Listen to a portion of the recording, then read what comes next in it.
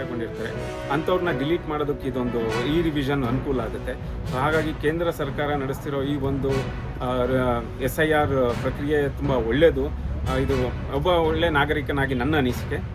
So ಹಾಗಾಗಿ ಎಲ್ಲ ಜನಗಳಲ್ಲೂ ನಾವು ಕೇಳ್ಕೊಳ್ಳೋದಿಷ್ಟೇ, ಅವರು ಬಂದಾಗ ಈ SIR ಮಾಡೋದಕ್ಕೆ ಬಂದಾಗ ನೀವು ಸಹಕರಿಸಿ, ಅವ್ರು ಕೇಳಿರೋ ಡಾಕ್ಯುಮೆಂಟ್ ಪ್ರೊಡ್ಯೂಸ್ ಮಾಡಿ.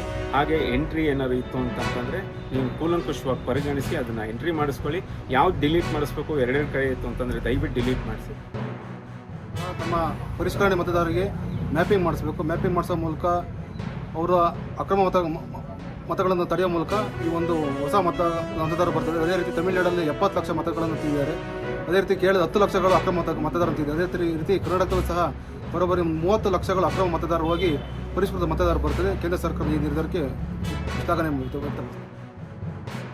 ನಾಗರಿಕರು ಇದರ ಸದುಪಯೋಗ ಪಡ್ಕೋಬೇಕು. ಅದೇ ರೀತಿ 2002ರ ಮತಪಟ್ಟಿ ಅನುಸಾರ 2025ಕ್ಕೆ ತಾಳೆ ಮಾಡಿಸ್ಕೋಬೇಕು.